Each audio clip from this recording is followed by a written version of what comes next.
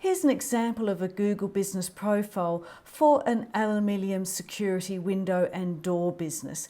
And you can see that they have 50 reviews, 5-star or 4.9, so almost 5-star. That's really good for a company like this. Here's another example of Google reviews on a knitting shop.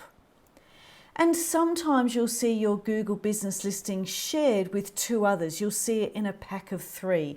And when the Google business listing is in a pack of 3, it looks something like this. To get your Google business listing up and running, go to google.com/business. And this is what you'll see, or something like this. They do change this landing page from time to time, but you'll see something like this, and over here you'll need to sign in.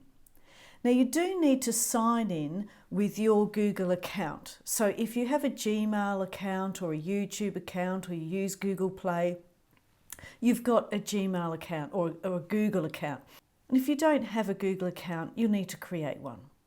The first thing you need to do is tell Google your business name, and it's going to try and find if your business is already listed on Google. And this happens especially if you're a cafe or a tourism spot. Sometimes other people have listed you on Google. So Google is going to try and find a match, and sometimes you'll find there's a match overseas, a business with your same business name but is not in your country. So you need to really tell Google what your business name is and double check that you are creating your new business in Google.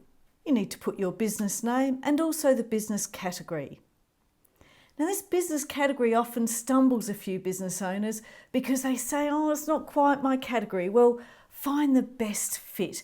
Find the one that fits what most of your products are or what most of the services are that you provide. And then Google's going to try and select or suggest a few areas for you. If you don't see anything in the list it provides, then you can type in your own area that you sell your products to or that you provide services in. It'll ask for a phone number and a website. And if you don't have a website, you can always tick this box, I don't have a website.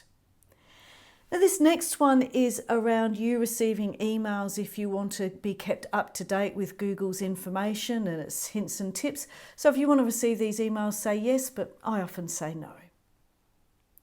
And this is the important part, verifying that where you are. Google wants to be able to verify that you really are a legitimate business, and it will mostly do this by a mailing address. So put in your mailing address and also your name. Now that's if you want to verify by mail, but depending on what country you live in, Google may allow you to verify by SMS text message or by email. So tick or click on the drop down arrow here to look at the options that you might have for verifying. And once you are verified or that process is underway, Google will give you this confirmation screen. Now everything after this screen is actually optional, but if you want, you can put in your business hours. It is definitely recommended that once you have the listing up and running, that you do add in your business hours and keep them up to date. You can accept messages. Now you'd want to do this if you're logged into Google fairly frequently and checking your Google fairly often, your Gmail or something like that, then you could accept messages. But if you're not looking at email very often, you might want to say no to this, because if you can't respond to a message in a timely way, then whoever's messaging you might think that that's not so good. You want to add a business description. You can do all of this later, but you can do it now as well, and add the photos of your business. And that's it.